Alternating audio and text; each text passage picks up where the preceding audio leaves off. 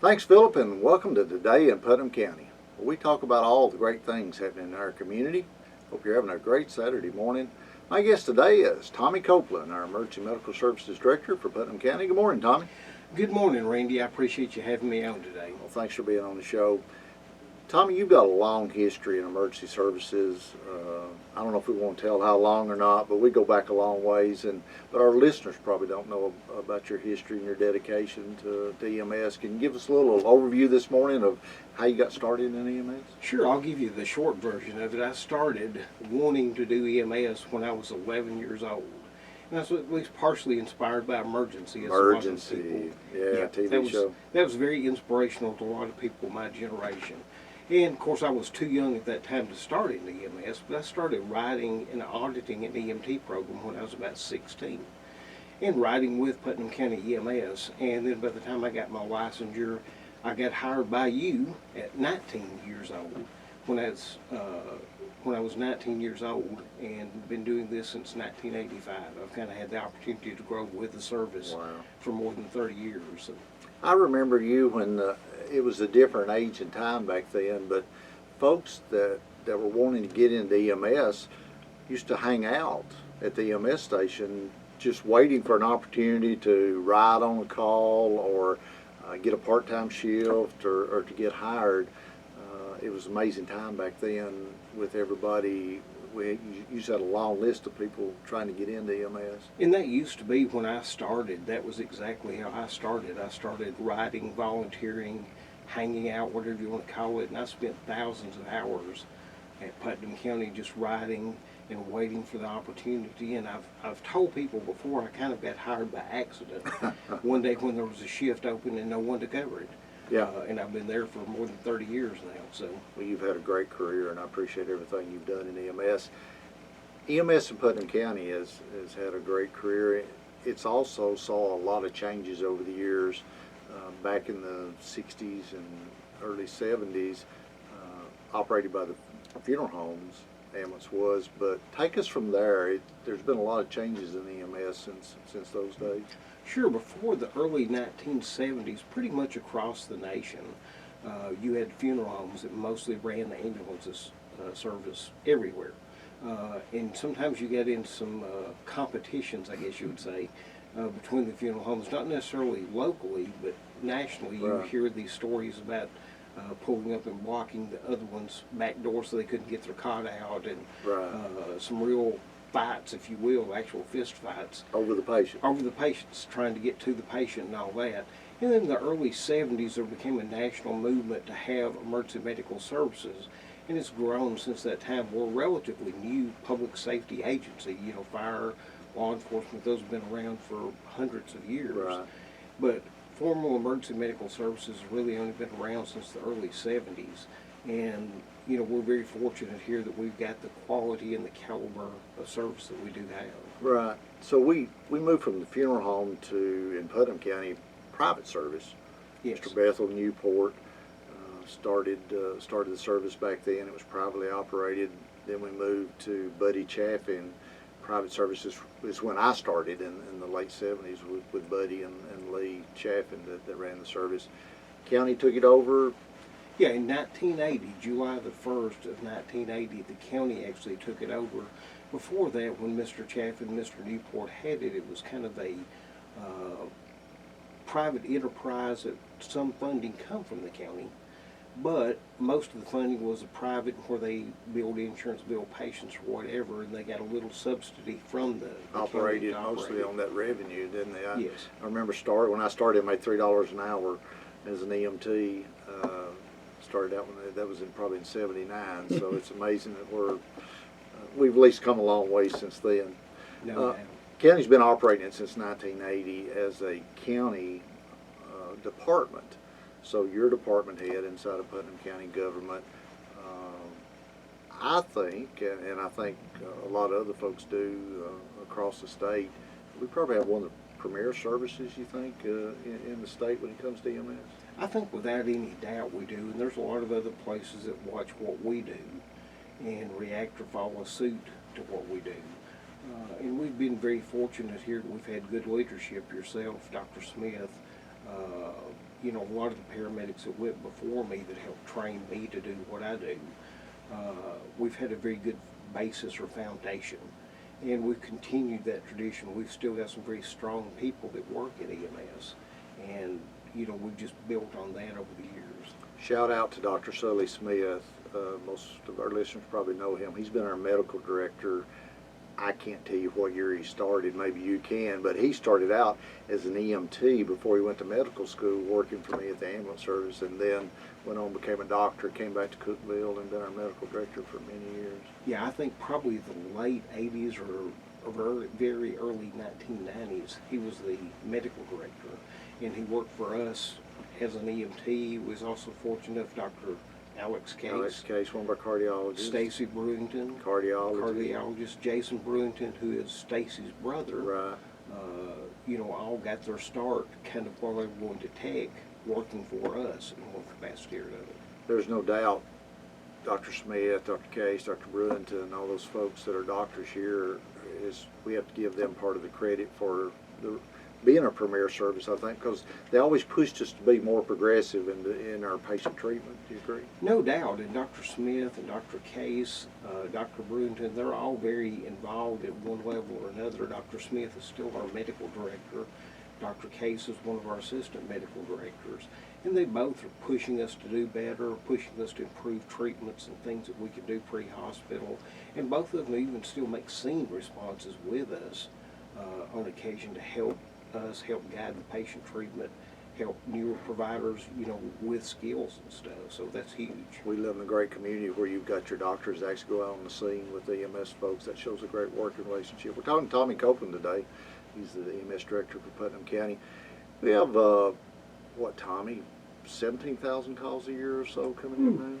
That's correct. We have about 17,000 calls, and that encompasses everything. That's 911 responses. That is convalescent trips where we take somebody back to the nursing home after they've been in the hospital. Inter-facility trips where we take somebody from Cookville to, say, Vanderbilt. All sorts of different calls. We have about 17,000.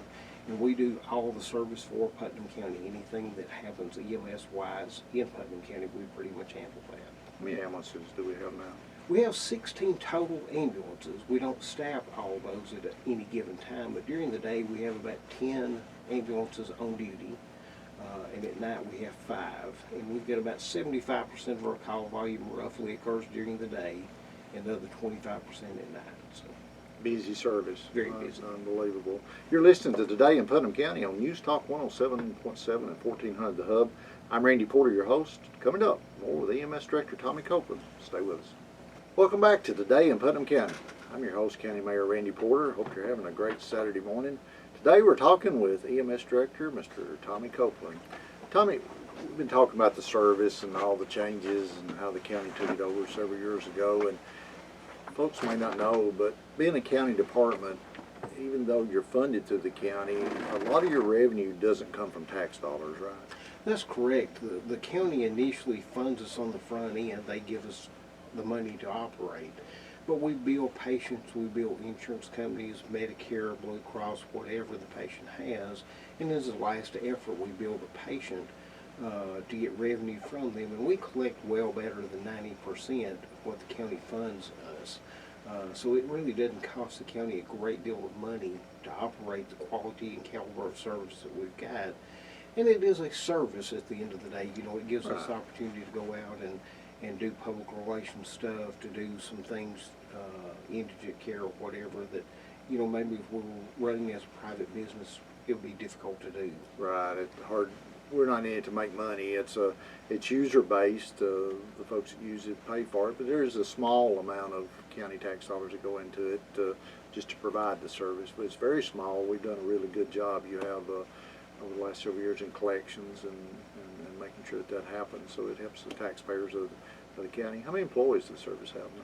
We have around 100 full and part-time employees. We have around 65 full-time. And all that. The part-time number fluctuates a little bit. The part-time people may come and go, if you will. We have about 65 full-time and about 100 total. So we were talking earlier, people used to hang out at the service waiting for a chance to get a job or a shift. That's totally changed with the generations now. The younger generation is not getting into the paramedic profession like it once was. Any idea why? I think there's a great number of reasons. The pay is something. I think the hazards that we face, whether it's being in a motor vehicle accident, being on the side of the road and getting hit, infectious disease, different things that we encounter, I think those are deterrents to them getting in. And especially the compensation that we get is good, but there are comparable jobs. They can get a comparable amount of money without the hazards that they face. Nursing being one of those. Nursing being one of those, yeah. Go, they can do a whole lot more, get a lot more money. Get a 2-year RN degree versus a 2-year paramedic and make twice the money in a lot of instances. That is correct. We've been looking at some ways to try to fix that. I know one of them is when it comes to teaching and getting folks involved. Can you tell folks about the new EMT classes and so forth? Yeah, one of the things that the state has passed in the House and the Senate so far, and we're just kind of waiting on Governor Lee to sign it, is to be able to teach classes in the ambulance services. And there's some guidelines, restrictions on that, but that's something that should benefit us, that maybe we can get people in before they're certified as EMTs, and be able to kind of get back to that where people are there hanging out. They kind of grow up in the service, if you will, and all that, and I think that'll give them a little bit more basis for this service. It's actually a great career. I spent 35 years there. You've got over 30 years. Maybe the pay, sometimes you can make more money somewhere else, but the rewards you get from giving that patient care and to hear those families and those patients. I got a compliment the other day and I sent it to you. One of our citizens, their child failed and had a head injury, was transported to Nashville, talking about what a great job they did. I had one yesterday. A gentleman had a heart attack at his home suddenly, talking about how the paramedics probably saved his life. Those are rewards that money can't buy. Yeah, it cannot be measured. So we encourage folks to get into the paramedic, be a paramedic in the career of emergency medical services. Starting pay for a paramedic is not terrible. What do we start out in Putnam County? Now we start at $34,500 for a paramedic. Straight out of school. Straight out of school.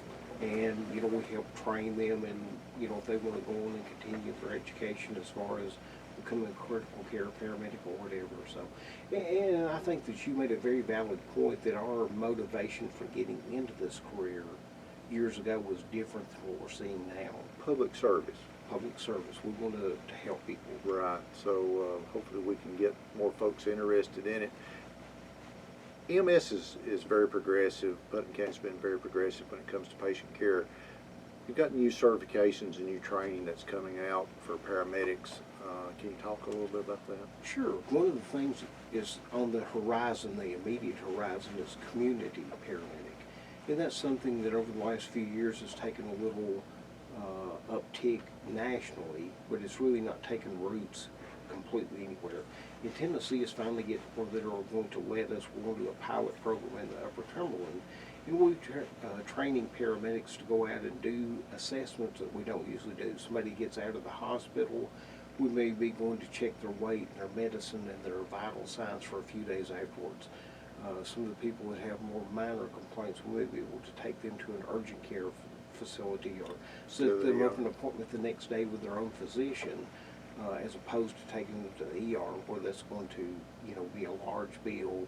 It's going to be a long wait time, or potentially we can channel patients to the most appropriate care instead of just taking everyone to the ER. Instead of flooding everybody to the ER. This is coming down from the federal level too, for Medicare.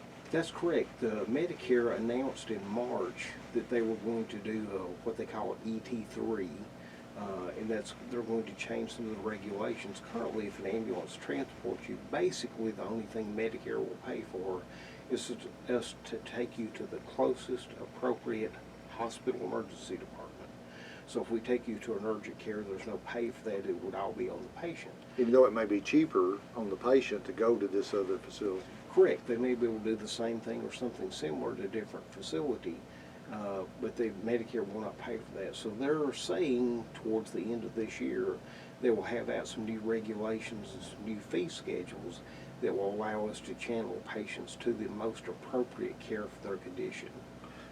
So in the future, where we're heading with emergency medicine, is the ambulance not going out and picking that person up and taking them straight to the ER like we normally do today. Those paramedics are going to be evaluating those patients, deciding what's the best level of care for them. They may still go to the ER, or they may go to a doctor's office, they may go to another medical facility.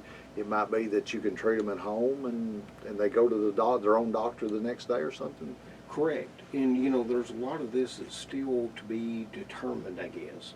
But that is 100% correct. You know, we may be able to go see somebody, evaluate them, treat them where they're at, help them get an appointment the next day at another doctor, help them to go to an urgent care facility, call an alternate transportation.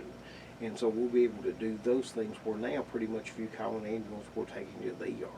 Things are changing. Things are changing, and they have changed a great deal. So. We're talking with Tommy Copeland this morning, EMS Director for Putnam County. You're listening Today in Putnam County on News Talk 107.7 and 1400 The Hub. I'm Randy Porter, your host. More with Tommy when we come back. Stay with us. Welcome back to Today in Putnam County. I'm your host, County Mayor Randy Porter. Hope you're having a great Saturday morning. Talking today with Tommy Copeland, EMS Director for Putnam County. Tommy, we've got a special week coming up for EMS. It's an opportunity that we can say thank you to all of our EMS providers. Tell us about that. That's right. This Sunday, the 19th through the 26th, I believe it is EMS week. And it's a week to kind of celebrate the people that do help you if you have a injury, illness, whatever, come out to your homes. And it's an opportunity for us to say thank you to them. Reward them for their hard work and recognize the hard work that they do. So. We've got some great paramedics, EMTs, 911 dispatchers, nurses, doctors, everyone that plays a part in EMS, and we're very fortunate in Putnam County to have those folks. So if you get a chance, listeners, if you see one of those paramedics out, tell them thank you for the job that they do, because they're a public servant putting their life on the line every day. Tommy, in my years of EMS, I've been asked many, many times, folks, what can I do to be prepared? Most of the time, emergencies happen so fast, unexpectedly. We're not prepared for those. You got any tips for folks, things that they can do? Sure, there's several very important things that you can do to be prepared for an emergency situation. And probably one of the best things that you can do fairly easily is have a good written list of your medicines, your medical conditions, your primary care doctor, and all that. I keep one on my phone. For me, I'm in good health, but you know, I keep one. Me too. In case we need that quickly. Right. You know, having a plan, if you know, especially if you have somebody in your home that you're caring for that's sick, making sure that we have good access to get to them, to be able to get them out of the home, and all that. Have a good plan for dealing with your pets. Pets do not generally care for us coming in and taking somebody out of the home. So have a good plan to be able to put them up, safeguard them. We have had paramedics, EMTs get bit by dogs that are very protective of their masters. And the dog is doing what the dog is supposed to Right. do. They're protecting whoever that person is. So if you have a good plan, it's safer for the animal and it's safer for us. Right. When people call 911, there's a trained person sitting on the other end of that line that's going to ask several questions. It's specifically to help them, to make sure that the paramedics get the information they know so they can be prepared once they arrive on the scene. How important is that information that's going to those folks? Oh, that's huge. In any of the 911 training that we provide to the community, we always try to emphasize don't hang up until the dispatchers hang up. You know, it may well be that they keep you on the phone for 2, 3, 4, 5 minutes. The ambulance, the fire truck, the police officer, they're already on the way. But they're trying to get information to relay to the ambulance service, to the fire department, whoever, that will help us be better prepared when we get there. And the more information they can give us on the front end, the better. And we have a good system that we've got a couple of years ago where they can actually send us stuff by computer versus saying everything over the radio. So Right. it can be very discreet as well. We have a great program in Putnam County for not only EMS, but for our fire departments and law enforcement and rescue squad and EMA, our first responders for EMS, where that if we get an emergency call, you've got a fire truck or a rescue vehicle or a law enforcement vehicle that's close by, those folks will respond to the scene until the ambulance can get there. Yeah, that's very common that law enforcement, fire, and EMS respond together in certain situations. Sometimes we're backing up the fire department. In some situations, the fire department's backing us up. Law enforcement, we've got a real high priority calls, cardiac arrest and stuff like that, that if those happen, we try to send whoever is closest. And you may have a police officer that's the first one to get there to put an AED on you or to start CPR.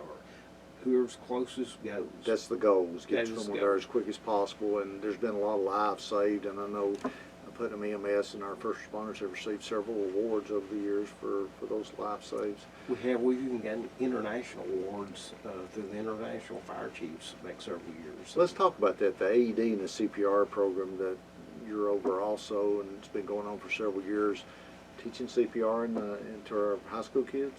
That's correct. We started probably about 2000 teaching all the sophomores and all the seniors in all three high schools in the county CPR and AED.